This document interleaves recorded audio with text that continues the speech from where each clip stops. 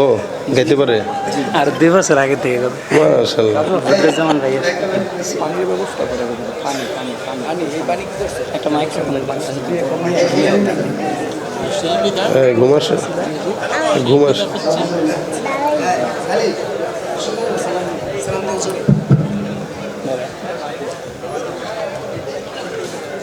আসসালামু আলাইকুম। ফিলিস্তিন ফিলিস্তিন ফিলিস্তিন জিন্দাবাদ জিন্দাবাদ, ইসরাইল ইসরাইল নিবাচাক নিবাচাক, ফিলিস্তিন ফিলিস্তিন জিন্দাবাদ জিন্দাবাদ, ইসরাইল ইসরাইল নিবাচাক নিবাচাক। এই মাটি নবী গড়ের, এই মাটি নবী গড়ের, এই মাটি মুসলমানের, এই মাটি মুসলমানের, এই মাটি নবী গণের, এই মাটি নবী গণের, এই মাটি মুসলমানের, এই মাটি মুসলমানের। জীবন দিয়ে রুখবো মোরা দখলদারির ইসরাত, ফিলিস্তিন ফিলিস্তিন জিন্দাবাদ জিন্দাবাদ, ইসরাইল ইসরাইল নিবাচাক নিবাচাক, ফিলিস্তিন ফিলিস্তিন জিন্দাবাদ জিন্দাবাদ, ইসরাইল ইসরাইল নিবাচাক নিবাচাক। আকসা আমার রবের ঘর, আকসা আমার রবের ঘর, তার প্রেমে চাপ বিলাতে কিসের দ্বিধা। আকসা আমার রবের ঘর, আকসা আমার রবের ঘর, তার প্রেমে চাপ বিলাতে কিসের দ্বিধা কিসের। জীবন দিয়ে রুখবো মোরা দখলদারের ইসরাত, ফিলিস্তিন ফিলিস্তিন জিন্দাবাদ জিন্দাবাদ, ইসরাইল ইসরাইল নিবাচাক নিবাচাক। নারায়ে তাকবীর, নারায়ে তাকবীর। কোরআন সুন্নাহর আলো ঘরে ঘরে জালো, লিল্লাহে তাকবীর। বিপ্লব মানে জীবন দেয়া বসে থাকা নয়, সে কোনো দিন আসবে না রে করো যদি ভয়। বিপ্লব মানে জীবন দেয়া বসে থাকা নয়, সে কোনো দিন আসবে না রে করো যদি ভয়। আসবে বিজয় রক্ত আর জীবনের বিনিময়, আসবে বিজয় রক্ত আর জীবনের বিনিময়। বিপ্লব মানে জীবন দেয়া বসে থাকা নয়, সে কোনো দিন আসবে না রে করো যদি ভয়। লড়াইয়ের ওই ময়দানেতে যেতে তোমাকেই হবে, প্রয়োজনে সব রক্তটুকু জমিনেই ঢেলে দেবে। লড়াইয়ের ওই ময়দানেতে যেতে তোমাকে হবে, প্রয়োজনে সব রক্তটুকু জমিনেই ঢেলে দেবে। তবুও তোমায় লড়তেই হবে, মানবে না পরাজয়। তবুও তোমায় লড়তেই হবে, মানবে না পরাজয়। বিপ্লব মানে জীবন দেয়া বসে থাকা নয়, সে কোনো দিন আসবে না রে করো যদি ভয়। ভয় পাবো কাকে? আল্লাহ আজকের মাহফিল কবুল করুক। ভাই আপনি কি মনিটর রাখেন নাই? মানে বুঝলাম না, এত সুন্দর সাউন্ড মেশিন আনলেন 32 চ্যানেলের, না? কিন্তু কাজ হচ্ছে কম। আমার সাথে কি শত্রুতা আছে? একটু মোহাব্বত জোরে দেন, তাহলে সাউন্ড ভালো হবে আশা করি। হ্যাঁ, এই যে ডপ ডপ করতেছে এটা যেন না হয়, হামিং যেন না খায়। গেইনটা কমায় রাখবেন, লোটা বাড়ান। এই যে পাশে ভাইরা দাঁড়ায় আছেন, কষ্ট হচ্ছে আপনাদের? কষ্ট না হইলে বসে যান, কষ্ট হইলে দাঁড়াতে থাকেন, আর না হইলে বসেন। মাশাআল্লাহ। এই যে এখানে যুবকরা আছেন, আপনারা একটু বসেন, সবাই বসেন। আমি আর জিকিরে জিকিরে বলতে পারবো না, এমনি বসেন। দাঁড়ায় আছে এখনো, একটু সবাই বসে যান, যার যে যেখানে আছেন ওখানে। আমি আপনাদেরকে একটা প্রশ্ন করবো, একটু জবাব দিবেন। ইসলামের ভিত্তি কয়টি? আলহামদুলিল্লাহ, এটা সবাই জানেন আপনারা। 1 নম্বরে কালেমা, 1 নম্বরে, 2 নম্বরে, তারপর মুখস্থ লাগাই দিয়েছেন। কালেমা, তারপর নামাজ, তারপর রোজা, তারপরে হজ, তারপরে এগুলো ইসলামের খুঁটি। বলেন তো, একটা ঘরের ভিতরে যদি আশেপাশে দেয়াল থাকে, মাঝখানে কোনো খুঁটি নাই, ওই ঘরটা হলো মিনিমাম 4000 স্কোয়ার ফিটের। বলেন এই খুঁটি ছাড়া ঘরটা কি টিকবে? টিকবে কয়দিন? সামান্য কিছুদিন পরেই মাঝখান থেকে ধসে পড়ে যাবে। কেন? ভিতরে নাই খুঁটি। ঠিক একটা মুসলমানের সূরত আছে কিন্তু খুঁটি নাই, ওর ইসলাম বেশি দিন টিকবে না, কিছুদিন পরে ধসে পড়ে চলে যাবে। এই জন্য আমাদের দেশের অধিকাংশ মুসলমানরা 10,000 টাকার বিনিময়ে গোলাম হয়ে যায়, 5,000 টাকার বিনিময়ে দালাল হয়ে যায়। কেন? বলে ওর খুঁটি নাই, ভিত্তি না থাকার কারণে ওর ঈমানটাকে ইহুদি নাসারা খরিদ করে ফেলে। তো সুতরাং রাসূল বলেন, বুনিয়াল ইসলামু আলা খামসিন, শাহাদাতু আল্লাহ ইলাহা ইল্লাল্লাহ। ইসলামের মূল খুঁটি বুনিয়াদ হলো 5টা। সর্বপ্রথম আল্লাহ ইলাহা ইল্লাল্লাহ ওয়া আন্না মুহাম্মাদান রাসূলুল্লাহ। আল্লাহর হাবিব বলেছেন এটা জানা প্রত্যেকটা ঈমানদারের জন্য দায়িত্ব, কর্তব্য। সবাই এটা জানবে। একটা মানুষ খালি মুসলমান হবে, টুপি পড়বে, নামাজ পড়বে, কখনো কখনো পড়বে না, এটা মুসলমানের তো না। একটা ঈমানদার যখন মুসলমান হবে, ইসলামের এই 5টা খুঁটি পুঙ্খানুপুঙ্খানু মানা লাগবে। লাগবে কি লাগবে না? আমি আপনাদের সামনে ইসলামের মূল খুঁটির একটি নিয়ে কথা বলবো ইনশাআল্লাহ, সেটা হলো নামাজ। বলেন এই নামাজটা প্রত্যেকটা মুসলমান নর নারীর জন্য সুন্নত? আলহামদুলিল্লাহ, ফরজ। নামাজ এটা উম্মতের জন্য আল্লাহ পাক বিধান করেছেন ফরজ। কিন্তু নামাজের আগে একটা বিষয় আছে, সেটা হলো ঈমান। এটা কি? এই জন্য আল্লাহ পাকের হাবিব বলেন, প্রথম লা ইলাহা ইল্লাল্লাহ, তারপরে ইকামাতিস সালাহ, নামাজ প্রতিষ্ঠা করা। আল্লাহ পাক ঈমানদারের অসংখ্য গুণের মধ্যে অন্যতম একটি গুণ দিয়েছেন, সেটা হলো সালাত আদায় করা। আর ঈমানদারের সর্বপ্রথম গুণ হলো আল্লাহর প্রতি বিশ্বাস করা। এই জন্য আল্লাহ পাক রব্বুল আলামিন সূরা ফাতিহার পরে বাকারার মধ্যেই প্রথমেই এনেছেন আল্লাযীনা ইউমিনুনা বিল গায়ব ওয়া ইউকিমুনাস সালাহ। প্রথমে একজন ঈমানদার যে হবে, ওর গুণ থাকবে সে আল্লাহকে না দেখে বিশ্বাস করবে, অর্থাৎ অদৃশ্যের উপরে বিশ্বাস করার নাম এটা হলো ঈমান। আমাদের দেশের কিছু নাস্তিকরা আছে যারা জন্মে সূত্রে নাস্তিক নয়, বংশসূত্রেও নাস্তিক নয়, এরা হইল গাঁজা খাওয়ার টাকার অভাবে নাস্তিক হয়। কেন বললাম এই কথা? এদেশের নাস্তিক যারা, এরা হিন্দুদের বিরুদ্ধে কিছু বলে না, এরা বৌদ্ধদের বিরুদ্ধে কিছু বলে না, এরা খ্রিস্টানদের বিরুদ্ধে কিছু বলে না, এরা ইসরায়েলের বিরুদ্ধেও কিছু বলে না। এরা যত প্রকার কথা আর চুলকানি সব মুসলমানদের বিরুদ্ধে। যত চুলকানি সব মুসলমানের বিরুদ্ধে যদি কারো হয়, ও নাস্তিক দাবি করতে পারে, নাস্তিক হতে পারে না। কেন? একটা নাস্তিকের একটা ধর্ম আছে। বলে কি ধর্ম? আমার কোনো ধর্ম নাই, এটাই আমার ধর্ম। অর্থাৎ আমি হিন্দুর বিরুদ্ধেও বলবো, আমি কাফেরের বিরুদ্ধেও বলবো, মুশরিকের বিরুদ্ধেও বলবো, মুসলমানের বিরুদ্ধেও বলবো। কিন্তু বাংলার আপামর কিছু নাস্তিক যারা আছে, হাতে গোনা 2-1টা যারা, এরা অন্য কোন ধর্মের ব্যাপারে চুলকানি নাই, একমাত্র চুলকানি সব মুসলমানের বিরুদ্ধে। তার মানে বোঝা গেল গাঁজা খাওয়ার টাকার কারণে এরা নাস্তিক হয়। বাস, যখন মন চাইলো একটা লিখে দিল, যখন মন চাইলো বলে দিল, আর ওপার থেকেও টাকার বান্ডিল জুটে গেল। এরা দলিল দেয় কি? জান্নাত দেখি নাই, মানতে পারবো না। জাহান্নাম দেখি নাই, মানতে পারবো না। আমি বলি, তোর মতো নালায়েক, তুই তো নিজের চুলটাও দেখতে পারিস না আয়নার সাহায্য ছাড়া। যে মানুষ তার পিঠ দেখতে পারে না আয়নার সাহায্য ছাড়া, যে মানুষ তার মাথার চুল দেখতে পারে না আয়নার সাহায্য ছাড়া, ওই মানুষ আল্লাহ দেখবে, জান্নাত দেখবে, জাহান্নাম দেখবে, কিয়ামত পর্যন্ত সম্ভব নয়। আমরা দেখেছি, আপনারা দেখেছেন? তো কেমনে দেখবেন? আল্লাহর নবী মূসা আল্লাহকে বলে, আল্লাহ একটু দেখা দাও। আল্লাহ বলেন, লান তারানি, হ্যাঁ, ওয়ালাকিন ইনজুর ইলাল জাবাল ফাইন ইসতাকাররা মাকানাহু ফাসাউফা তারানি। আল্লাহ বলেন, মূসা পাহাড়ের চূড়ায় তাকাও, আমাকে দেখতে চাও? আমার কিছু নূরের তাজাল্লি ছড়ায় দেব।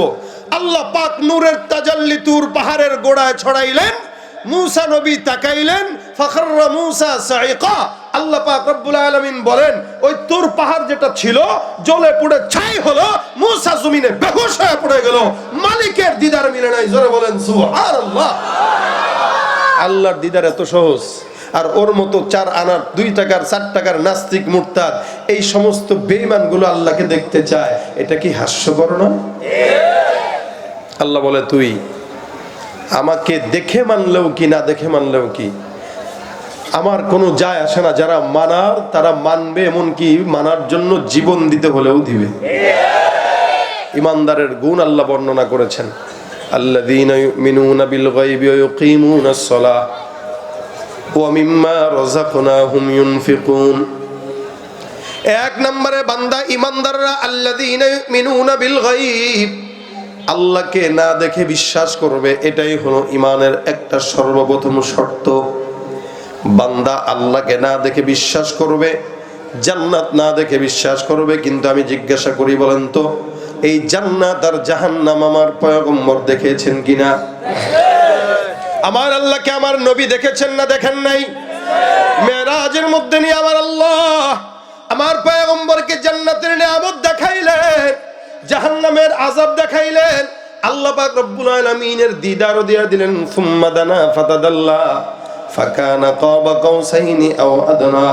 আল্লাহ পাক রব্বুল আলামিন আমার পয়গম্বরকে মসজিদে বাইতুল্লাহ থেকে নিয়ে হারাম থেকে নিয়ে আকসা পর্যন্ত, সেখান থেকে নিয়ে 7 আসমান 7 জমিন পর্যন্ত, জান্নাত জাহান্নাম পর্যন্ত, এমনকি আমার রব্বে কারীমের দিদার পর্যন্ত দিয়ে দিলেন। আল্লাহ পাক রব্বুল আলামিনের হাবিব এই 63 বছরের জিন্দেগিতে কোনোদিন একটা মিথ্যা কথা বলেন নাই।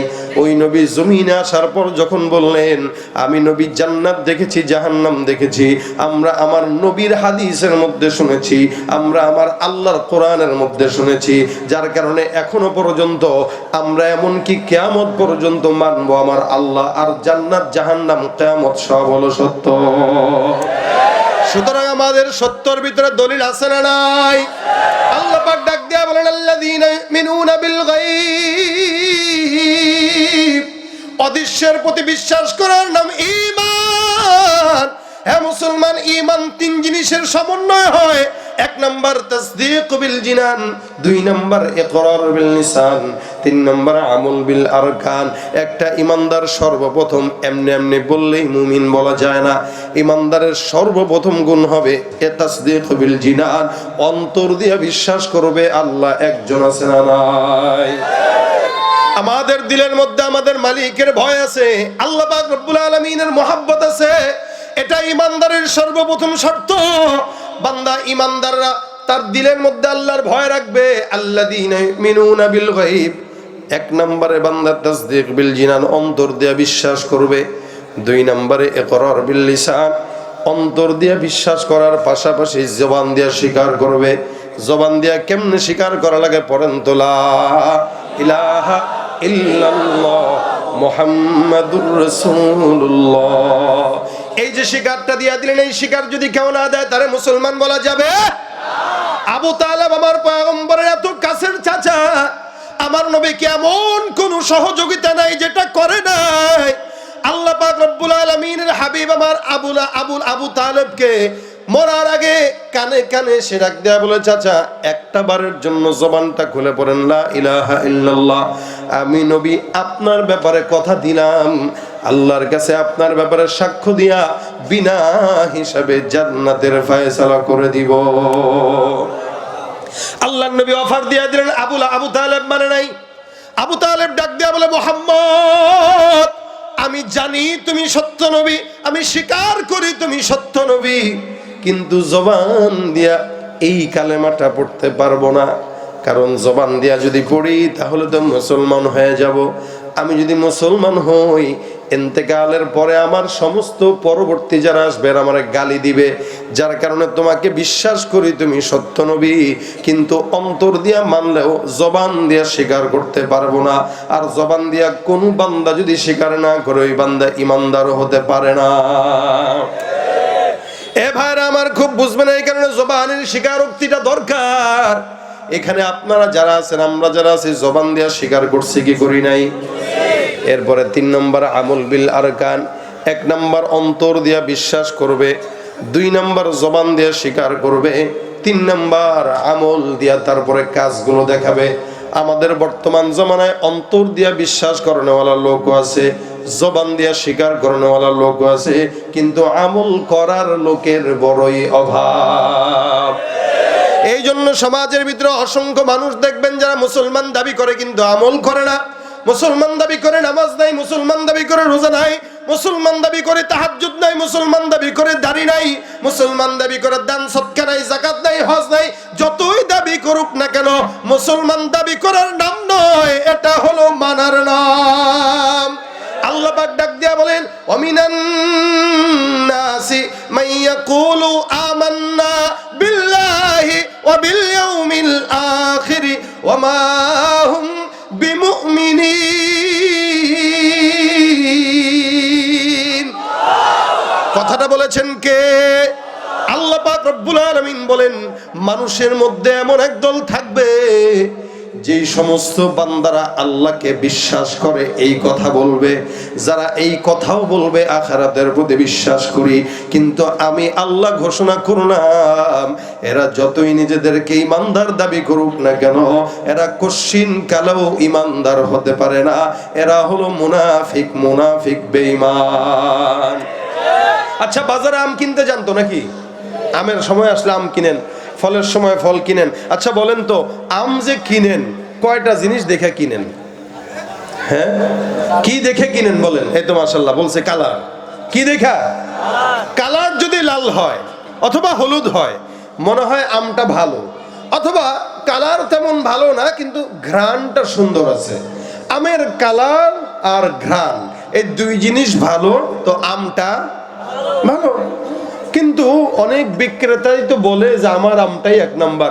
আপনি কি বললেই তার আমটা বিশ্বাস করবেন? তাহলে ঠিক। মুসলমান অসংখ্য আছে যারা এই কথা বলে, আমি ভাই খাঁটি মুসলমান, তাহাজ্জুদ করি, এই করি, সেই করি, তেলাওয়াত করি, বলবে এই কথা, কিন্তু আপনি কি সাথে সাথে বিশ্বাস করবেন? বলে না। কেমনে বিশ্বাস করবেন আর কেন বা করবেন না? আমি বলি আপনাদেরকে, মাপকাঠি দেখবেন। একজন ইমানদার যদি কেউ হয়, দাবি করে, তার গায়ের ভিতরে দেখবেন সুন্নতের কালার আছে কিনা, তার গায়ে দেখবেন ইমানের কোনো ঘ্রাণ আছে কিনা। যদি ইমানের ঘ্রাণ থাকে, সুন্নতের কালার থাকে, বিনা দ্বিধায় বুঝে নেবেন সে আল্লাহর খাঁটি গোলাম। ঠিক কিনা জোরে কর। আর যদি দেখেন ইমানের ঘ্রাণও নাই, কালারও নাই, বুঝতে হবে এটাও সেই 2 নাম্বার আম, যেটাকে দেখা যায় খাওয়া যায় না। এই কারণে ইমানদারের গুণ আছে। ইমানদারের গায়ের উপরে দেখলেই বোঝা যাবে, চেহারা দেখলেই বোঝা যাবে সে মুমিন।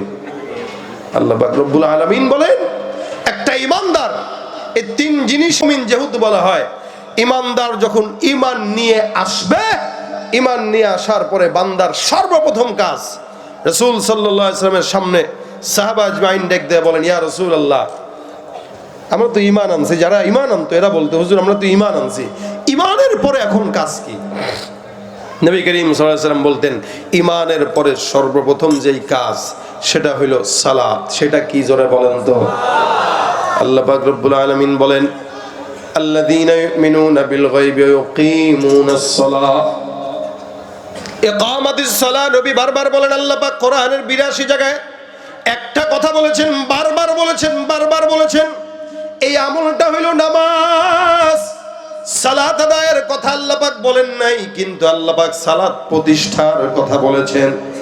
খুব বুঝবেন, নামাজ আদায়ের কথা আল্লাহ বলেন নাই। আল্লাহ বলছেন, বান্দা তোমরা নামাজ প্রতিষ্ঠা করো। আদায় এক জিনিস, প্রতিষ্ঠা আরেক জিনিস। আপনি নিজে ফজরের নামাজের সময় জাগেন কিন্তু আপনার সন্তানকে জাগান না, এটা আদায় হয় লেকিন প্রতিষ্ঠা হয় না। আপনি ফজরের সময় নিজেও নামাজ পড়েন, সন্তানরাও পড়ান, মা বাবারাও পড়ান, আবার মসজিদ পর্যন্ত যেতে যেতে যত বন্ধু বান্ধব আছে সবার দরজার মধ্যে জানলার মধ্যে টোকা দিয়া বলেন অমুক দোস্ত চলো নামাজে যাই। হা হা হা, এই কাজটার নাম হলো সালাত প্রতিষ্ঠা। বর্তমান সময় নামাজ আদায় হয়, প্রতিষ্ঠা হয় না।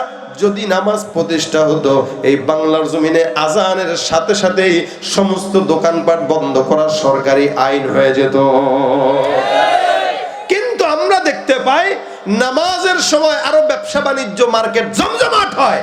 এই অবস্থায় একটা মুসলমান যদি নিজেকে ইমানদার দাবি করে হতে পারে?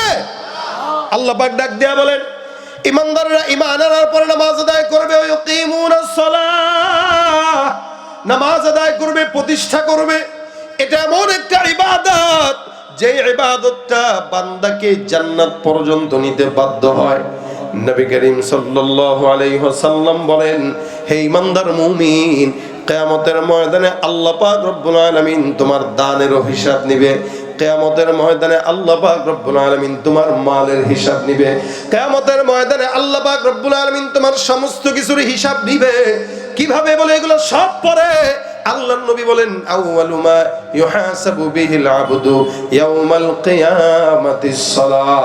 কিয়ামতের ময়দানে আসমানের মালিক বান্দার সর্বপ্রথম হিসাব নিবে, যেটা সেটা কি?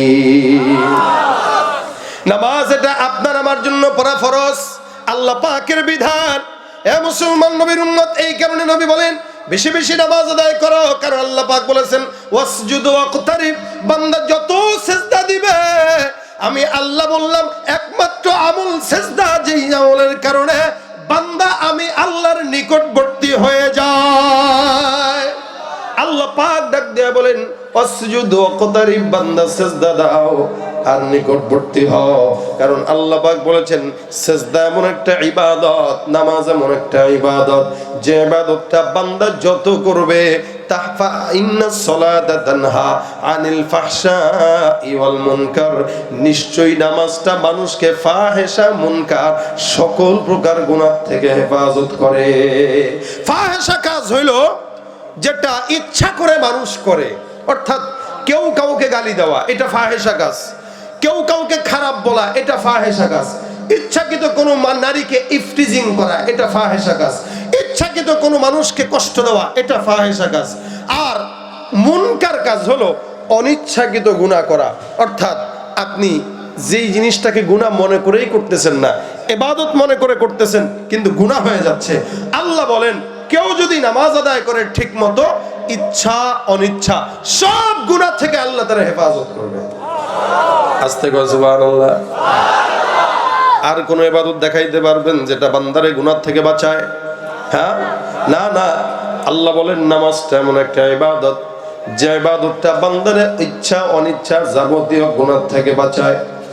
এখন আপনার মাথায় প্রশ্ন আসবে, হুজুর অনেক গুনাহগার দেখি যারা নামাজও পড়ে গুনাহ করে, এমন অনেক অসংখ্য নামাজি দেখি যারা নামাজও পড়ে সুদ খায়, নামাজও পড়ে ঘুষ খায়, নামাজও পড়ে জেনা করে। মসজিদে ফজরের নামাজ পড়লো, জোহরের নামাজ পড়লো, টুপিটা খুলতে দেরি হয় নাই, সিগারেট ধরায় দেয়, আছে না নাই? মাত্র মসজিদ থেকে বের হবে সিগারেট ধরায়। তাহলে এই বান্দাটা কেন গুনাহ করলো? আল্লাহ সব নামাজের কথা বলেন নাই, আল্লাহ কিছু কিছু নামাজের কথা এমন বলেছেন। আল্লাহ পাক বলেন ফাওয়াইলুল লিল মুসাল্লিন আল্লাযীনা হুম আন সালাতিহিম সাহুন আল্লাযীনা হুম ইউরাউনা ওয়া ইয়ামনাউনাল মাউন। আমার আল্লাহ পাক রব্বুল আলামিন এই প্রকার নামাজীদেরকে বদদুয়া দিলেন এদের যেন ধ্বংস হয়। কেন? এরা নামাজ পড়ে ঠিকই আল্লাহর জন্য নয়, আল্লাযীনা হুম ইউরাউন, এরা বান্দাকে দেখানোর জন্য নামাজ আদায় করে। এই যে সামনে এক মাস পরেই নির্বাচন আসতেছে, দেখবেন এই সময় শুক্রবারে শুক্রবারে নামাজের সংখ্যা বাড়বে। সারা জিন্দেগি নামাজ আদায় করে নাই, এতদিন পর্যন্ত নামাজ পড়ে না, ভোট চলে আসছে, এখন নামাজের দেখা মিলে। বুঝবেন এই নামাজি আল্লাহর জন্য নামাজি না, এটা হলো বান্দাকে দেখানোর জন্য, ভোট পাওয়ার জন্য নামাজি, ঠিক কিনা? যেই ব্যক্তি নামাজও পড়বে গুনাহও করবে, যে ব্যক্তি নামাজও পড়বে সুদও খাবে, যেই ব্যক্তি নামাজ পড়বে ঘুষও খাবে, যেই ব্যক্তি নামাজ পড়বে দুর্নীতি করবে, বুঝতে হবে এটা তার জান্নাতের নামাজ না, এটা তার ধ্বংসের নামাজ, ঠিক কিনা? এই কারণে আমাদের দেশে নামাজি থাকলেও সুদখোর নামাজি আছে, 5 ওয়াক্ত নামাজ জামাতের সাথে পড়ে কিন্তু সুদ খায়। সুদ খায় না, শুধু সুদের ব্যবসা করে, কথা কয় না। টাকা চাবেন 10,000 দিবে না, দেখবেন গ্রাম দেশে গুলা হয়। কাকারে বললেন কাকা গো দেন না 10,000 টাকা, কাকা বলবে ভাতিজা তোরে এত ভালোবাসি তুই আমরা আগে চাবি না, এই রে দিয়া দিলাম গতকাল একজন রে। ভাতিজা তো জানে কাকার কাছে সব সময় কি বলে টাকা বাড়তি থাকে, কিন্তু টাকা যে এখন কাকা দিতে চাচ্ছে না এটার কারণ তো আছেই। অবশেষে ভাতিজাও বুঝে কোন জায়গায় টিপ দিলে টাকা বের হবে, হুট করে আস্তে করে বলতেছে চাচা টাকা দেন না 10,000-এ 1,000 বাড়া দিব না। চাচা এখন আস্তে করে বলে দেখি তোর চাচির কাছে আসেনি, তোর চাচির কাছে আসেনি, এতক্ষণ দেয় না। যেই 1,000 টাকার বান্ডিলের কথা শুনছে, নোটের কথা শুনছে, এখন কয় চাচির কাছে আসেনি। আমি তো ভাই সুদ খাই না, আমি তো ব্যবসা করি। আল্লাহ বলছেন আহাল্লাল্লাহুল বাইআ ওয়া হাররামার রিবা, আল্লাহ ব্যবসাকে হালাল করছেন আর সুদকে হারাম করে। আমি কি সুদ খাই? আমি সুদের ব্যবসা করি, এটা তো জায়েজ। কি বলেন আস্তে কর নাউজুবিল্লাহ। সুদের ব্যবসা করে, সুদের ব্যবসা যে করবে, সুদ যে খাবে, সুদ যে দিবে, সুদ যে নিবে, সুদের সাক্ষী যে হবে, এরা সবগুলা সমান অপরাধী, ঠিক কিনা জোরে বল। এরপরেও নাম পাল্টায় দিয়া কখনো যদি বলে ভাই সুদই খান আপনি, না না আমি সুদ খাই না, এটা ইন্টারেস্টের মিয়া, ইন্টারেস্ট যে হারাম এটা তো এই সমাজের মানুষ খুব ভালো জানে। এই কারণে ইমানদারদেরকে ধোঁকা কেমনে দেওয়া যাবে, এখন নাম পাল্টায় দিয়া কয় ভাই ব্যাংকে 20 লাখ টাকা রাখেন, ইন্টারেস্ট দিব না, মুনাফা দিব না, খাইবেন জায়েজ জিনিস। আপনাকে আরবি নাম ঢুকায়া মুনাফার নামে সুদ খাওয়ায়া সারা জিন্দেগির আমল বরবাদ করে, ঠিক কিনা জোরে কয়। এরপরে ঘুষ খায়, এটারও নাম পাল্টা দিয়া খায়। যেমন বর্তমান সময়ে ঘুষের নাম দেওয়া হয় কি বইলা বলেন? আরে সালামি আছে, হাদিয়া আছে, গিফট আছে, স্পিড মানি আছে। স্পিড মানি বুঝেননি? স্পিড মানি মানে কাজের গতি যত বাড়বে, যত দিবেন মাল যত দিবেন গতি তত বাড়বে।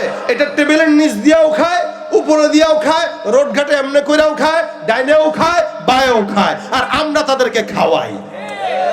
না খাইলে তো চাকরি হয় না। আর যদি দিয়া দেন তাহলে বকলম যে কলম দিয়া ধইরা নামটা সিগনেচার দিতে পারে না, ওই বান্দা পর্যন্ত সরকারি চাকরি পেয়ে যায়, ঠিক কিনা জোরে কর। যারা ঘুষ খায় নাম পাল্টায় দিয়া, সুদ খায় নাম পাল্টায় দিয়া, আমি কখনো বলি ভাই হারামকে যদি নাম পাল্টায় দিয়ে খাইলে জায়েজ হয়, তাহলে পেট খারাপ হলে যেটা বের হয় ওটারে পাতলা ডাইল মনে করে খাইবেন, জায়েজ হয়ে যাবে। কথা বলে না? ওরা হলো দেশের লাগি মহামারীর মতন, ফাইল কলম ঠেকাইয়া চালায় শুধু নির্যাতন। ওরা হলো দেশের লাগি মহামারীর মতন, ফাইল কলম ঠেকাইয়া চালায় শুধুই নির্যাতন।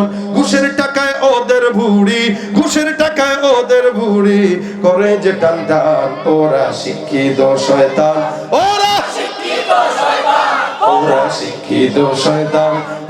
শিক্ষিত শয়তান, দুর্নীতির ওই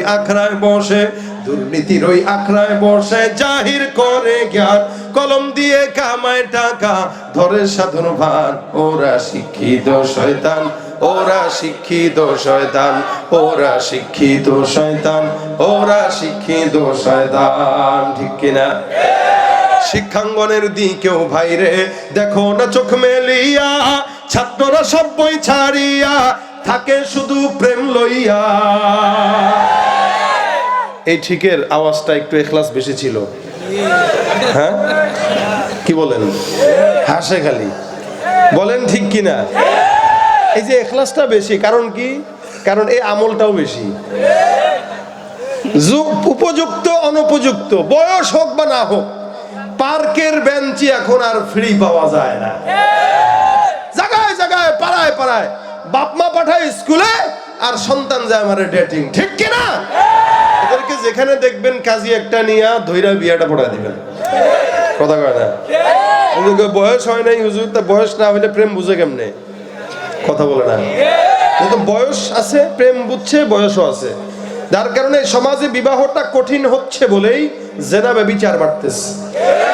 বিবাহ যত সহজ হবে জেনা ব্যভিচার তত কমবে। আর আজকাল বর্তমান সময়ে এক প্রকার সুশীল সমাজ, যারা শিক্ষিত শয়তান, এরা এই জাতির বিরুদ্ধে ঢুকায় দিছে ভিতরে যে ভাই বিয়ে তাড়াতাড়ি করিস না, এটা ক্যাসাল, বিয়ে করছস তো মরছস। তার মানে বিয়েটাকে কি বলে, কি করে, এটাকে ইগনোর করে আর জেনাটাকে উদ্বুদ্ধ করে। কথা ঠিক কিনা জোরে কর। শিক্ষাঙ্গনের দিকে ভাইরে দেখো না চোখ মেলিয়া, ছাত্ররা সব বই ছাড়িয়া আছে শুধু প্রেম লইয়া। অস্ত্র সে তো সঙ্গের সাথী, অস্ত্র সে তো সঙ্গের সাথী, হইতে মস্তান ওরা শিক্ষিত শয়তান, ওরা শিক্ষিত শয়তান, ওরা শিক্ষিত শয়তান, ওরা শিক্ষিত শয়তান, ঠিক কিনা? যেখানে যাই ভেজালেতে ভরে গেছে দেশটায়, ব্যবসায়ীরাও রাতারাতি কালো টাকায় হাত রাঙায়। এই কারণেই তো আলুর দাম এখন 70 যায় ঠেকছে। এই কারণেই তো ডিমের হালি এই 60 টাকায় ঠেকছে। আগে গরিব দুঃখী ডিম বাজি করে খাইতে পারতো, এখন সেই সুযোগ নাই। যদিও আমাদের মতো মুসলমানদেরকে, নামাজিদেরকে কিছু দেশ প্রেমিকরা জঙ্গিবাদ, মৌলবাদ, রাজাকার বলে স্লোগান দেয়, আমি বলতে চাই দেশের টাকাকে পাচার করে যেই সমস্ত ব্যবসায়ীরা কানাডায় বাড়ি করে গরিবের মুখ থেকে গোস্ত, আলু, ডিম তুলে নেয়, এরাই দেশের সবচেয়ে বড় রাজাকার, ঠিক কিনা? এই সমাজে এরা যদিও আপনার আমার সামনে দেশ প্রেমিক হয়ে উপস্থিত হয়, কিন্তু এদের মতো দেশের শত্রু এই সমাজে আর কেউ নাই। ওরা শিক্ষিত শয়তান, ওরা শিক্ষিত শয়তান, ওরা শিক্ষিত শয়তান, ওরা শিক্ষিত শয়তান। ঠিক আছে নি? রাগ করতেছেন কেউ? কথা বলেন, রাগ করেন? ভাই নামাজ যদি কেউ পড়ে ব্যবসা 2 নম্বরই করবে নি? নামাজ যদি কেউ পড়ে দুর্নীতি করে, নামাজ যদি কেউ পড়ে সুদ খায়, নামাজ যদি কেউ পড়ে ঘুষ উগাইতে পারে না। কারণ যদি কেউ বলে আমি নামাজ পড়লেও ঘুষ খাই, আমি তো পারি, নামাজ তো আমার ঠেকাইতে পারলো না, তার মানে এই বান্দার নামাজটা জাহান্নামের নামাজ, এটা জান্নাতের নামাজ নয়। নবী করিম বলেন কিয়ামতের ময়দানে অসংখ্য বান্দাকে আল্লাহ পাক রব্বুল আলামিন ডাকবেন। যেই সমস্ত বান্দারা থাকবে নামাজি, যেই সমস্ত বান্দারা থাকবে কোরআন তেলাওয়াতকারী, যেই সমস্ত বান্দারা আমার মতো বক্তা, যেই সমস্ত বান্দারা দানবীর, একদল মানুষকে আল্লাহ পাক রব্বুল আলামিন ডাক দিয়া জিজ্ঞাসা করবে, হে নামাজি, হে অমুক, সে তমুক। যেহেতু নামাজের কথা বলতেছি, নবী করিম সাল্লাল্লাহু আলাইহি ওয়াসাল্লাম বলেন নামাজিদেরকেও ডাক দিয়া বলবে, বান্দা জমিনের মধ্যে কেমন ভাবে বিচরণ করলা, আমি আল্লাহ পাকের আদেশ কেমন মানলা। নামাজি ডাক দিয়া বলবে, আল্লাহ, কিয়ামত দুনিয়ার জমিনে তুমি আল্লাহকে সন্তুষ্ট করার জন্য নামাজ আদায় করলাম 5 ওয়াক্ত মসজিদের মধ্যে, যে আল্লাহ পাক রব্বুল আলামিন বলবেন তুই মিথ্যুক। জমিনের মধ্যে তুই নামাজও যদিও আদায় করছিলি, মানুষ তাকে ভোট দিবে এই নিয়তে নামাজ পড়ছস, মানুষ তোকে নামাজই বলবে এই নিয়তে নামাজ আদায় করছস। একদিকে নামাজও পড়ছস, আবার রাত্রিবেলা গুনাহের কারখানায় গেছস। আল্লাহ পাক রব্বুল আলামিন ডাক দিয়া বলবে, ফেরেশতার দল, এই বান্দাকে উল্টা করে নিয়ে জাহান্নামে নিক্ষেপ করো। কারণ বান্দা কিয়ামতের ময়দানে আসলো, জমিনের মধ্যে বান্দা মানুষকে নামাজটা দেখানোর জন্য পড়েছে। রাসূল বলেন ফায়ুসহাবু আলা ওয়াজহিহি হাত্তা উলকিয়া ফিন্নার, এই বান্দাকে আল্লাহ পাক রব্বুল আলামিন ধরবে, পাওটা উপরের দিকে দিয়া, মাথাটা নিচের দিকে দিয়া, এক ঢিল দিয়া জাহান্নামে নিক্ষেপ করে দিবে। এটা হলো ওই বান্দা, যে বান্দাটা নামাজ বান্দাকে দেখানোর জন্য পড়লো। নবী করিম ডাক দিয়া বলেন, নামাজ কেমনে পড়বা? আমি যেমনে নামাজ পড়ছি, সাল্লু কামা রাআইতুমুনি উসাল্লি, বান্দা তোমরা আমার দিকে লক্ষ্য রাখো, আমি কেমনে নামাজ আদায় করি। হ্যাঁ, আমার নামাজের তারবিয়াতের দিকে লক্ষ্য রাখো, আমার নামাজের তারতিবের দিকে লক্ষ্য রাখো, আমার নামাজের ইখলাসের দিকে লক্ষ্য রাখো। আমি যেমনে নামাজ পড়ি তোমরাও তেমনে নামাজ পড়ো। সাহাবা আজমাইন আমার পয়গম্বরের পিছে দাঁড়ানো। নামাজ আদায়ের পর রাসূলকে ডাক দেয়া বলেন, ইয়া রাসূলুল্লাহ, নামাজের মধ্যে দেখলাম পয়গম্বর আপনি কি যেন খাইতে যান। নবী ডাক দেয়া বলেন, সাহাবা একরামের দল, তোমরা কেমনে বুঝলা আমি পয়গম্বর নামাজের মধ্যে কিছু খাই? সাহাবা আজমাইন ডাক দেয়া বলে, বিতাহরিকিল হিয়া, আপনার দাড়ি মোবারক নড়াচড়ার মাধ্যমে আমরা বুঝলাম। তার মানে বোঝা গেল সাহাবা আজমাইন নামাজের মধ্যে পয়গম্বরের চেহারার দিকে তাকাইতো, আল্লাহর নবীর চেহারার দিকে তাকাইতো, রাসূলকে পিছন দিকে লক্ষ্য করতো। এটাও সাহাবা আজমাইনদের ইবাদত। সাহাবারা নামাজের মধ্যে পয়গম্বরের দিকে ফলো করতো যে আমার নবী নামাজে কি করেন একটু দেখবো, আমার নবী নামাজের তাকবীর কয়টা দেন দেখবো, আমার নবী নামাজের মধ্যে রুকু কেমনে করেন দেখবো, আমার নবী নামাজে কি করেন না করেন পিছন থেকে সাহাবা আজমাইন সেটা ফলো করতো। সাহাবারা ডাক দিয়া বলেন, ইয়া রাসূলুল্লাহ, আপনার দাড়ি নড়াচড়ার মাধ্যমে আমরা বুঝলাম আপনি নামাজে কিছু খাইতে যান। আমার পয়গম্বর ডাক দিয়া বলে, হ্যাঁ সাহাবা একরামের দল, তোমরা যেটা দেখলা সত্য দেখলা।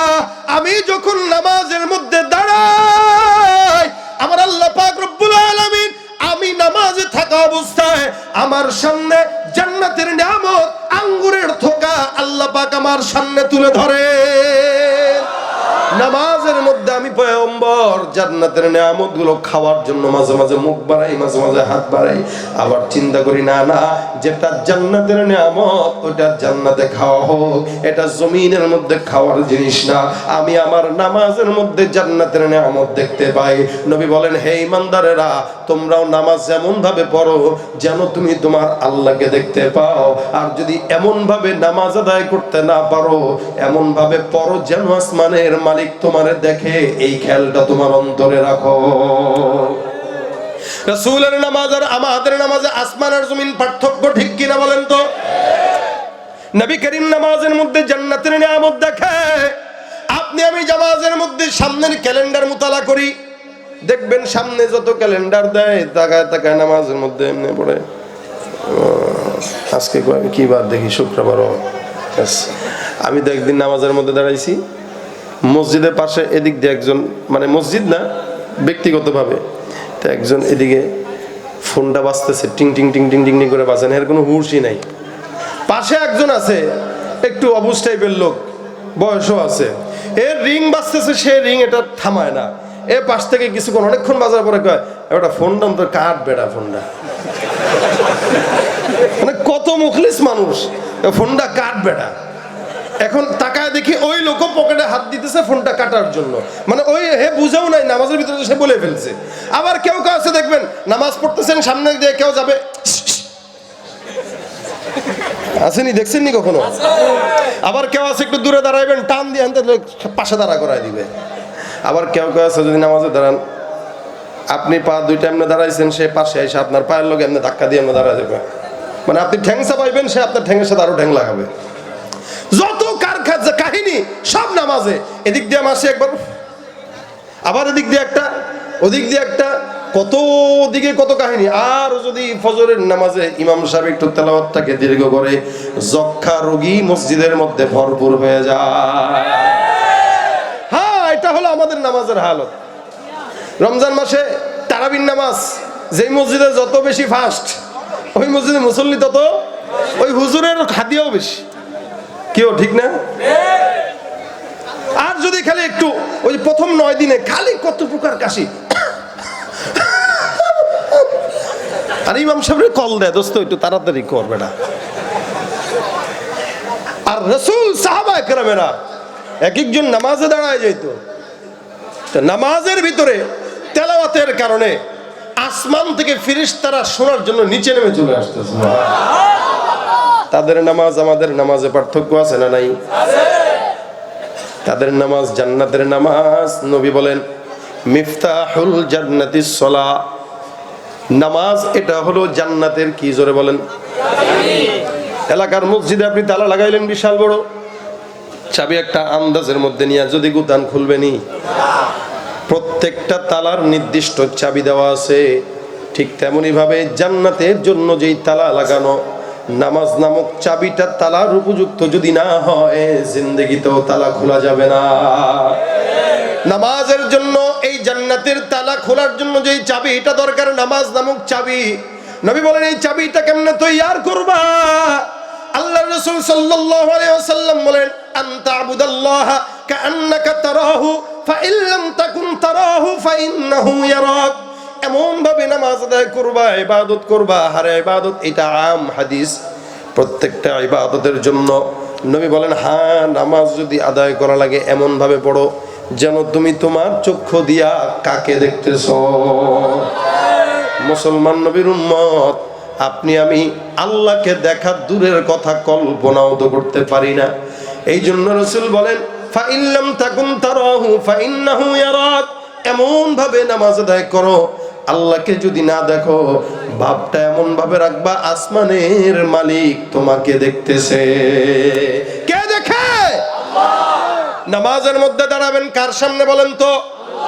এ মুসলমান নবীর উম্মত, আল্লাহ পাক রব্বুল আলামিন কোন ইবাদত এরকম দেন নাই যে ইবাদতটা নামাজ দিয়েছেন, নামাজের কারণে আল্লাহর নিকটবর্তী হওয়া যায়।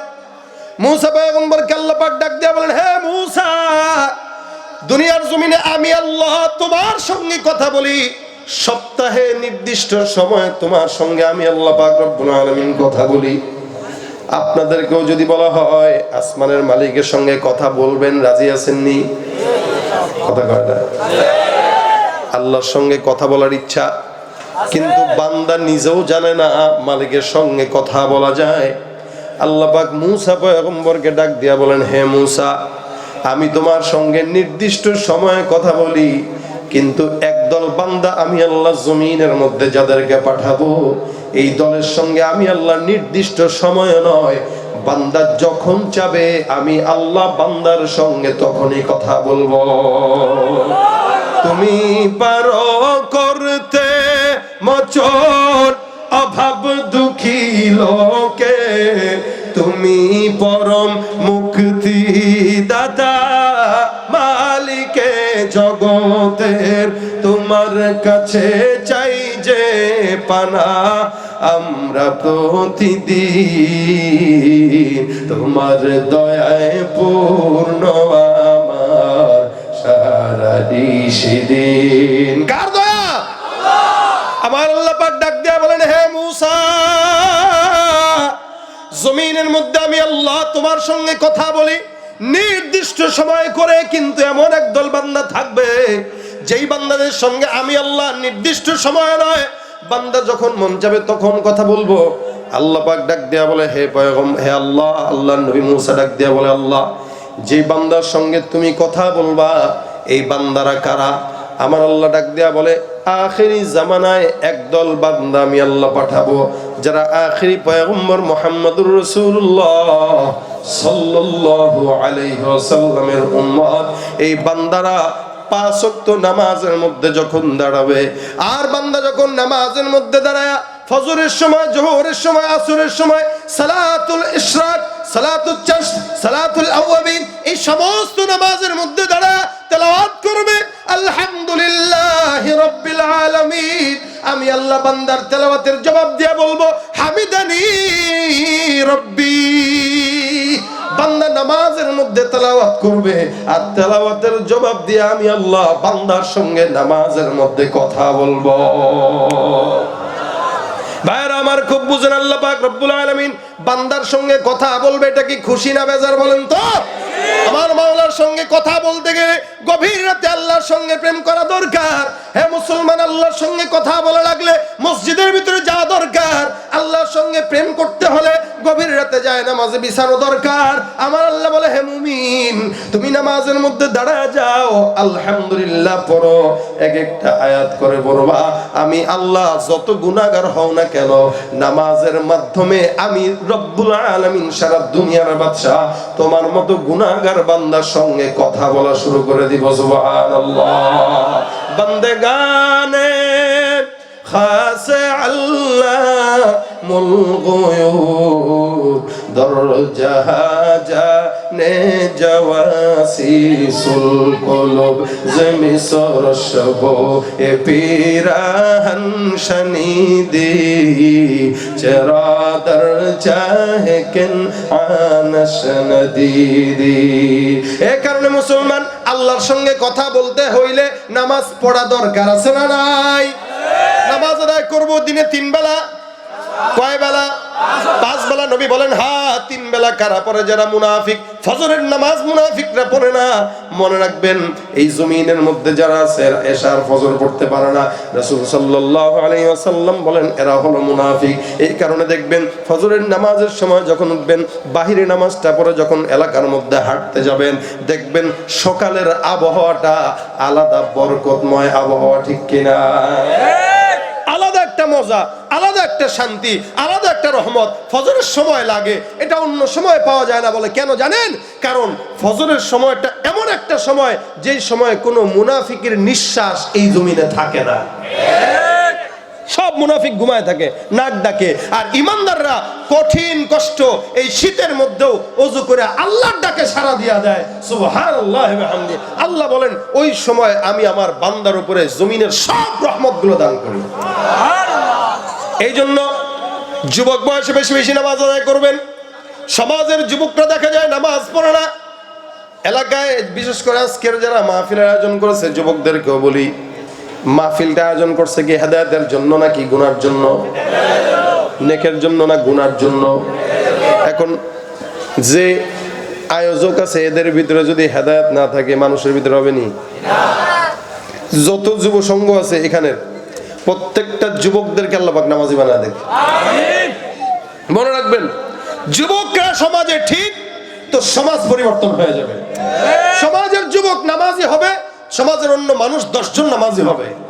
কারণ এই সমাজ পরিবর্তনের জন্য যুবকের বিকল্প কিচ্ছু নাই। নেতৃস্থানীয় লোক, সেটাও যুবক দরকার আছে না নাই? মন্ত্রী, এমপি বলেন, চেয়ারম্যান, মেম্বার বলেন, সব জায়গায় যুবক দরকার। যুবক হইলে সমাজ ভালো চলে। কারণ যুবক যদি ভালো থাকে সমাজ ভালো। যুবক যদি গাঞ্জাখোর হয় ওই সমাজে অশান্তি আর অশান্তি। এজন্য যুবকদেরকে সব জায়গায় কাজে আসতে হবে। যেমন সংগঠন করলেই, দান সৎকা করলে, শীতের ভিতরে কম্বল বিতরণ করলেই হক আদায় হবে না। এই যুবকদেরকে এই দায়িত্ব নেওয়া লাগবে যে আমরা এলাকার যুবকরা 30 জন একসঙ্গে হইলাম, এই এলাকায় কোনো প্রকার বাদ্য গান চলবে না। বিবাহর অনুষ্ঠান হোক, খাতনার অনুষ্ঠান হোক, কোন অনুষ্ঠানে গান বাজনা চলবে না। 30 জন যুবক একসঙ্গে হয়ে গেলে 1 মাস লাগবে, এলাকা থেকে গান বাজনা দূর হয়ে যাবে ইনশাআল্লাহ। এটা যুবকরা পারবে, কি বিশ্বাস হয় না? এটা যুবকরা পারবে।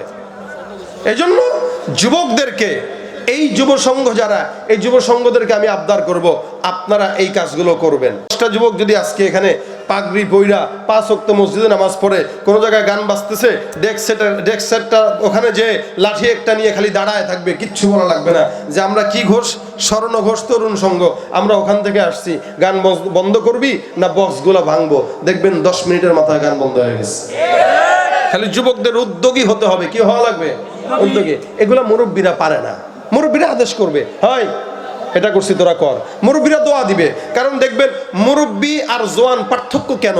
আল্লাহর রাসূল বলেন এমন এক প্রকার যুবক থাকবে যাদেরকে আল্লাহ পাক আরশের নিচে ছায়া দিবে। বলে কারা? শাবুন নাশা ফি ইবাদাতিল্লাহি তাআলা। ওই প্রকার লল যারা আল্লাহ পাকের আরশের ছায়ায় স্থান পাবে। তারা কারা? যারা তাদের যৌবনটা গাঁজা খেয়ে কাটাইছে। কি করে কাটাইছে? নামাজ পড়ে কাটাইছে। এই জন্য যুবকদেরকে দরকার। দেখবেন আমি এর আগে অনেকবার দেখেছি আমাদের দেশের মুরব্বী কিছু এমপি মন্ত্রী এক সময় ছিল না আগে, এরা অনেক আগের একটা ভিডিও আপনারা দেখছেন কিনা জানি না, দেখতেছি এক এমপি মনে হয় সে বক্তব্য দিতেছে, এদিক দিয়ে তার প্যান্ট খুলে গেছে, হুশ নাই, সে বক্তব্য দিতে আছে, পাশ থেকে একটা স্যার প্যান্ট, এই 2 জন মিলে প্যান্ট উঠায় দেয়। আরে মিয়া, যেই মুরব্বী তার প্যান্ট সামলাইতে পারে না সমাজ কেমনে সামলাবে? কেন? বুড়া হয়ে গেছে।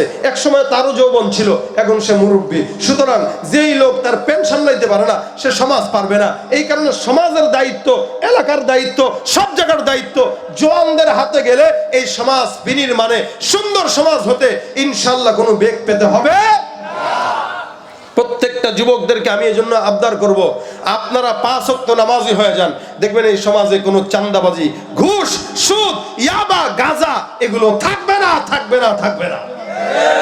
নাকি এখন যুবকরা কয় হুজুর কারে কোন আমরাই তো টানি কিও এর কথা কয় না হুজুর কারে কোন আমরাই তো খাই। দেখেন না যুবকদের অবস্থা কি, চুল এমন ভাবে রাখছে চতুর্দিকে টাক্কু উপর দিকে চোখা আছে না নাই? চতুর্দিকে কিছু নেই, আপনার চুল আছে তো ভালো থাক মাশাআল্লাহ, আল্লাহ পাক কবুল করুক। এই দাড়িগুলো বড় হয়ে যাবে তো ইনশাআল্লাহ, আল্লাহ কবুল করুক। নিয়ত তো করছে, এই যে আমার পাশে থাকার কারণে এটা মিলছে তাই না? তো এরকম এই দোয়াটা যেন প্রত্যেকটা যুবক দূর থেকে পেয়ে যায়। যারা বলেন আমিন। যুবকদের কি যে হালত ভাই, প্যান্ট একটা পরবে 14 জায়গায় ছিঁড়া, এটা কি পাগল? হ্যাঁ, এখানে ছিঁড়া, এখানে পাশায় ছিঁড়া। মনে হয় ওই রাস্তায় গ্রাম দেশে আসে তো মা খালারা কয়, বাবা কোন জায়গায় অ্যাক্সিডেন্ট করছস? কিসের অ্যাক্সিডেন্ট? কয় যে পা ছিঁড়া, প্যান্ট ছিঁড়া। আরে খালা রে খালা, কি বুঝামু, তোমরা হইলে আদি কাইল্লার মানুষ, বুঝবা তোমরা এগুলা? এটা বসুন্ধরা সিঁড়ির থেকে 3000 টাকা দিয়ে কিনছি। খালা কয় যাক এগুলা বোঝার দরকার নাই, আগে দেখতাম ফকির নিরা সিরা পড়তো, আর তোরে আল্লাহ টাকা দেওয়ার পরে তুই ফকির নি হয়ে রইছস। কথা ঠিক কিনা যারা কয়? খালা ডাক দিয়া কাহারে আল্লাহ গো কোন জামানায় পড়লাম, জামানা আর আগের মতো নাই, জামানা নাকি পাল্টাইছে। কেমনে জামানা পাল্টায়? সূর্য কি পূর্ব দিকে উঠে না পশ্চিম দিকে? পূর্ব দিকে না, তাহলে জামানা কি পাল্টাইছে? নবী বলেন লা তাসুব্বুদ দাহর ফাইন্নাল্লাহা হুয়াদ দাহর।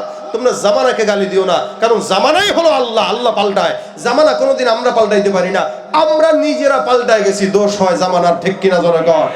আগের মতো শান্তি তো আর এখন পাওয়া যায় না, মানুষ সব পাল্টে গেছে, পাল্টে নিত জামানা। জামানা ঠিকই আছে, মানুষ সব পাল্টে গেছে, মানুষ সব পাল্টে গেছে, জামানা ঠিক কিনা? লম্বা লম্বা আছে চুল, কানেতেও আছে দুল, হাতে সোনার চুড়ি, বিলুফি তার ঘড়ি, পাঞ্জাবি গায়ে দিয়ে হাত আছে মোড়ানো, লম্বা ওড়নাটা কাঁধে আছে ঝোলানো, হেঁটে চলে আঁকা বাঁকা যেন কোনো নায়িকা। কাছে গিয়ে দেখি হায় মাইয়া মানুষ না, এটা হলো আমগো পাড়ার মিস্টার সোহেল রানা। আছে না নাই? লম্বা লম্বা আছে চুল, কানেতে আছে দুল, হাতে সোনার চুড়ি, বিলুফি তার ঘড়ি, পরেছে সাদা প্যান্ট, মনে হয় স্টুডেন্ট, পরনে আছে বেল্ট, গায়ে মাখে দামি সেন্ট, যায় বন্ধুরা আড্ডায়, ছিনতাই করে রাস্তায়, নেশা করে গাঁজা খেয়ে 8 মাস থাকে জেলে। অবশেষে মনে হলো এইটা কোনো ছাত্র না, এটা হলো আমগো পাড়ার টোকাই বাবুল কানা। নাই? এই কারণে যুবকদের পরিবর্তন হওয়া দরকার, আছে না নাই? বেশি বেশি গাঁজা খাবো কারা হাত তুলেন? মাশাআল্লাহ। খাইতে খাইতে চামড়া ভিতরে ঢুকায় দেয়। প্যান্ট একটা পড়ছে সিরা 14 জায়গায়, হাতের ভিতরে চুড়ি, কানে দুল, এদিকে চুলের স্টাইল ঘোড়ার লেজের কালার। আরে কথা বলেন ঠিক কিনা? কিসের কালার? ঘোড়ার লেজের কালার। ওরে দেখলে মনে হয় চিড়িয়াখানার দরজা খোলা ছিল, দারোয়ান ছিল না, ও কোনো মতে দৌড়ায় দৌড়ায় পলায় আসছে। মুসলমান না কাফের না ইহুদি বোঝার কোনো উপায়। এই জন্য আপনাকে বলি, যুবকদের দায়িত্ব নিবেন, রাজি আছেন? ইনশাআল্লাহ বলেন ইনশাআল্লাহ। আমাদের এই স্বর্ণ ঘোষ তরুণ সংঘের সভাপতি, ঠিক না? চেহারাটা টসটসে আছে। কেউ আরে কথা কয় না এরা, নাকি আপনারা কষ্ট পাইতেছেন? ওনার সাথে শত্রুতা আছে আপনাদের? উনি ভালো হোক চান কিনা আপনারা? আমি ভালো হোক বলতে খারাপ যেটা বুঝাইতেছি না, মানে উনারও জবানে দাড়ি উঠে যাক, তাহলে দেখবেন চেহারাটা একটা আলেমের মতো দেখা যাবে। এই মিয়া বুঝলেন, কারো যদি গায়ের ভিতরে রাসূলের সুন্নাত থাকে, কবরে যাওয়ার পরে আল্লাহর ফেরেশতারা মারবে কম, বিশ্বাস হয় না? আচ্ছা, কেউ যদি পাগড়ি টুপি পরে চুরি করে ধরা যদি খায়, সাধারণ চোরের থেকে মারটা একটু কম হয় না? কেমনে এই লোকটা টুপি পরে চুরি করলো, কেমনে এটার গায়ে হাত দিই? একটা লজ্জা লাগে না? পাগড়ি পরে চুরি করছে, কেমনে তোরে মারি? এই মিয়া তুমি হুজুর মানুষ, কেমনে এই কাজটা করলা? মানুষ দুঃখ করে, তুই কেমনে এটা করলি? দুঃখ করে, মারে না। মারলো টুপি মাথায় দিয়ে কেউ চুরি করে? বেটা টুপিটা না থাকলে তোরে পিঠে এখানে কিলা ভূত বানাই দিতাম। বলে কি বলে না? দুনিয়াতে যদি এই সিস্টেম হয়, কিয়ামতেও যখন বান্দা আল্লাহর রাসূলের সূরত নিয়ে যাবে, ফেরেশতারা বলবে আল্লাহ এটা কেমনে মারি, তোমার হাবিবের সুন্নত এটার গায়ে দেখা যায়। আল্লাহ বলবে মারা টারা দরকার নাই, যার মতো দেখা যায় তার সঙ্গে জান্নাতে দিয়ে দাও। তা আমরা চাই আজকের এই স্বর্ণঘোষ তরুণ সংঘের সভাপতি সহ প্রত্যেকটা যুবককে আল্লাহ পাক রাসূলের সুন্নাতওয়ালা বানায় দেয়, এই এলাকার যুবকদেরকে নামাজি বানায় দেয়। এটা চান তো আপনারা? ইনশাআল্লাহ। চেহারা সুন্দর আছে, কাজও যদি সুন্দর হয় সবগুলা, ইনশাআল্লাহ নূরুন আলা নূর। আল্লাহ পাক এনাদেরকে বারাকা দান করুন। নিয়ত করেন 5 ওয়াক্ত নামাজ আমি সহ কারা কারা পড়বো ইনশাআল্লাহ জামাতের সাথে। আল্লাহ তুমি কবুল করো। আমিন। আল্লাহ পাক জায়গায় জায়গায় 82 জায়গায় বলছে, বুঝেন না? আল্লাহ বলে সকাল থেকে সন্ধ্যা আকিমিস সালাত লিদুলুকিশ শামস ইলা গাসাকিল লাইল ওয়া কুরআন আল ফজর ওয়া আকিমিস সালাতা তারফাইন নাহার ওয়া যুলাফাম মিনাল লাইল। এই সাধারণ চোরের থেকে নামাজি চোরের ব্যাপারে রাসূল বেশি সতর্ক করছেন, যে সমাজে যারা 2 টাকা চুরি করে এরা বড় চোর না, যে লোক নামাজে চুরি করে সে বড় চোর। নামাজে চুরি করে কেমনে? রুকুতে গেলে সোজা হয়ে দাঁড়ায় না, সেজদায় চলে যায়। 2 সেজদার মাঝখানে সোজা হয়ে বসে না, আরেক সেজদায় চলে যায়। রাসূল বলেন এরা হলো নামাজ, এরা হলো নামাজ। এজন্য নামাজ পড়বো খুশু হুজুর সাথে, অন্তত 5 ওয়াক্ত নামাজ ঠিকমতো আদায় করেন ইনশাআল্লাহ। নামাজ আর গুনাহ এক হয় না। আপনি গুনাহ করেন নামাজও পড়েন, কেন? একদিন না একদিন ওই গুনাহ আপনার কাছে থাকবে না, নামাজ যদি শুদ্ধ হয়। কারণ আল্লাহ বলেছেন নামাজ যাবতীয় গুনাহ থেকে বান্দাকে হেফাজত করে। সুতরাং আমাদের নামাজটাও করবে যদি আমরা ইখলাসের সাথে পড়ি। আল্লাহ পাক আজকের এই মাহফিলে যা কথা বললাম এগুলো সব ভুলে গেল, সমস্যা নাই। নিয়ত করেন ফজরের নামাজ থেকে শুরু করে আগামীকাল থেকে আজকের ফজর থেকে শুরু করে একদম যতদিন বাঁচবো ইনশাআল্লাহ টাইম মতো নামাজটা পড়ব। তাহলেই এই সংগঠনের যেই ভাইদের মাহফিলের আয়োজন এটা সার্থক হবে, আমার কষ্ট করে আসা বসা সার্থক হবে। আমি আজকে আপনাদের এই প্রোগ্রামের জন্য আবার আরেকটা প্রোগ্রাম না করে আপনাদের এখানে চলে আসছি। কেন? ওরা ওই বলছে হুজুর পাঁচচরে মাহফিল, এশারের পরে বয়ান। পাঁচচরে আসার পরে হুজুর পাঁচচর না পুলিয়া বাজার, পুলিয়া যাওয়ার পরে কয় হুজুর পুলিয়া বাজার না ফরিদপুর সদরপুর। আমি কই ভাই আপনাদের কথাবার্তা যেহেতু ঠিক নাই, আফওয়ান আমি আসতে পারতেছি না, কারণ তো পাঁচচর দাওয়াত রাখছি, ফরিদপুরে দাওয়াত রাখি নাই। এরপরেও বদরুজ্জামান সাহেবের সাথে কথা বললাম, কি করব, দাওয়াত তো রেখে দিছি, নাহলে কমিটি বেইজ্জতি হয়। কয় তাহলে তো এটা করতে পারবা না। তো ওদের সাথে বললাম যেহেতু আপনারা কথা ঠিক রাখেন নাই, এক জায়গার কথা বলে আরেক জায়গায় নিচ্ছেন, আসতে পারবো না। যদি ওইটা করতাম তাহলে আপনাদের এখানে হয়তো 10:30 11টা বাজতো।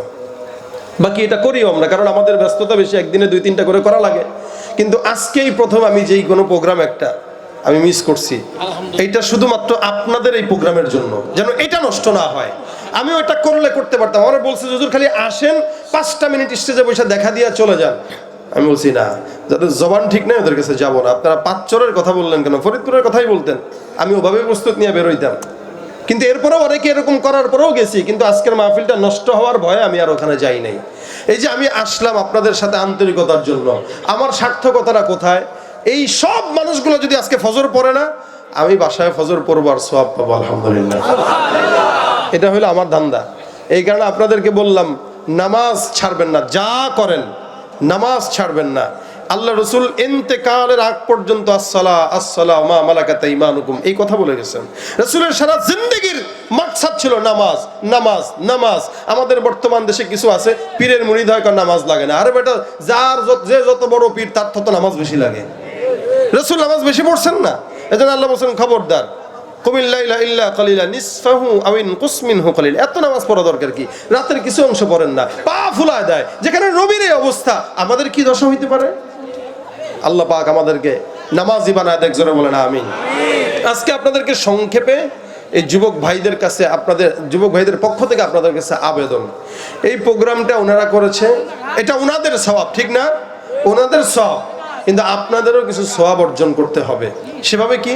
যুবকরা কিছু ভিতরে ঢুকে যাবে, আপনারা ওনাদের এই সওয়াবে শামিল থাকার জন্য আপনাদের পকেট থেকে 100 হোক, 200 হোক, 10 টাকা হোক, আজকের এই মাহফিলের একটা ভালো কাজে এটা আপনি খালি শরীক থাকবেন, আর বেশি কিছু না। উপস্থিত যার যতটুকু আছে ততটুকু নিয়ে আপনারা শরীক থাকবেন। এটা আপনাদের কাছে আমার আবদার। ওনারা একা সওয়াব কামাবে কেন, আপনারাও একটু সওয়াবটা কামান, আপনারাও একটু আজকের মাহফিলে এই নেককার একটি পরিবেশের সাথে আপনারাও একটু যুক্ত হন, এটা আমি চাই। এজন্য যুবক ভাইরা উঠে যাবে, এই যে রুমাল নিয়ে যাবে আপনাদের কাছে, আপনাদের যার যতটুকু সম্ভব হয় আপনারা একটু বেশি বেশি করে দেন, যেন মোটামুটি এদের প্যান্ডেল স্টেজের খরচটা উঠে যায়। একটু বেশি বেশি তাড়াতাড়ি ঢুকেন, তাড়াতাড়ি ঢুকেন। 3 বছর যাবত এই প্রোগ্রাম চলতেছে, এটা যেন প্রতি বছর হয়, আপনারা সেই জন্য চেষ্টা সহযোগিতা করবেন ইনশাল্লাহ। 1000, 200, 500 যা যতটুকু সামর্থ্য হয় একটু দেন, কেউ না দিয়ে যাবেন না, সবাই দিবেন, কেউ না দিয়ে যাবেন না। স্বেচ্ছাসেবক যারা আছেন, জানাবাদ আছে, রুমাল আছে, ঢুকে যান, তাড়াতাড়ি ঢুকেন। পিছন থেকেও যান, পিছনে একদল যান, পিছনেও একদল যান। স্বেচ্ছাসেবক একটু দ্রুত।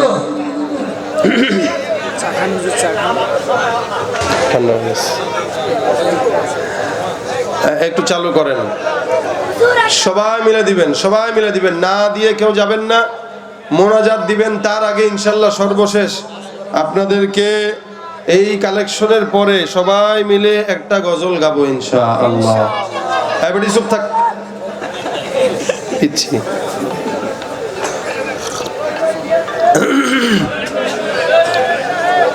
সবাই আন্তরিকতার সাথে দিয়েন, আন্তরিকতার সাথে দিয়েন।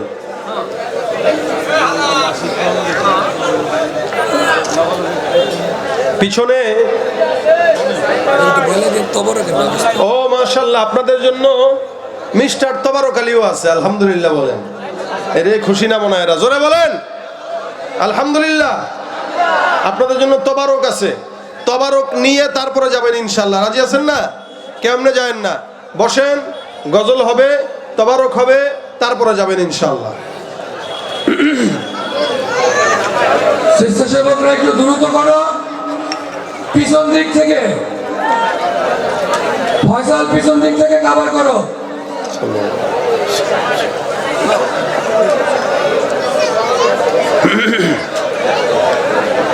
উঠানো হয়ে গেলে এদিকে নিয়ে আসেন।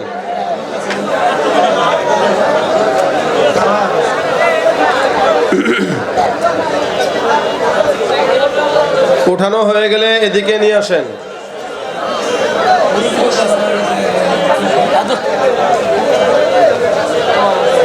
উঠানো হয়ে গেলে স্টেজে নিয়ে আসেন। স্বেচ্ছাসেবক বৃন্দ, আপনাদের সকলে দৃষ্টি আকর্ষণ করে বলছি, রুমাল কালেকশন হলে এগুলো নিয়ে আপনারা সব স্টেজে চলে আসবেন। স্বেচ্ছাসেবক রুমাল কালেকশন হলে এগুলো নিয়ে স্টেজে চলে আসবেন। আল্লাহ,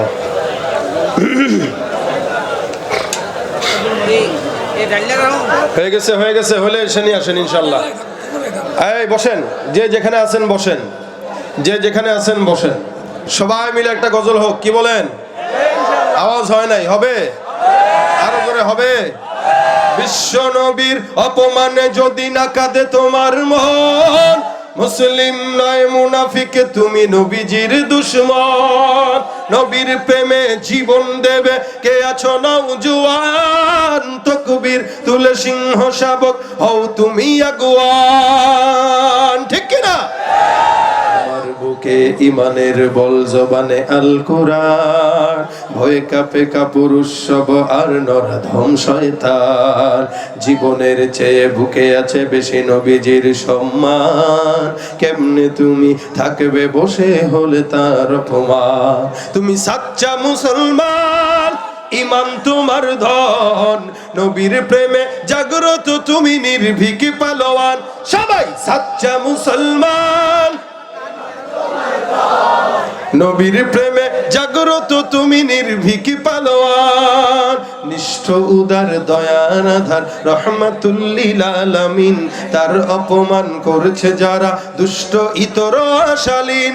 তার পরশের ছোঁয়া পেল ইউরোপ থেকে সুদূর চীন, তার শানে কেউ বললে কথা মানবে না তাই জমিন। কেউ কেউ কখনো কোথাও যদি সাহস দেখায় ফেরে মন, মুসলিম জাতিসংঘ গড়ে জবাব দিবে বীর মুমিন। ঘেরাও করো ওদের গদি, ভুলের ক্ষমা না চায় যদি, জোরে হাকো আজান, জোরে হাকো আজান। তুমি সাচ্চা মুসলমান, নবীর প্রেমে জাগ্রত তুমি নির্ভীক পালোয়ান।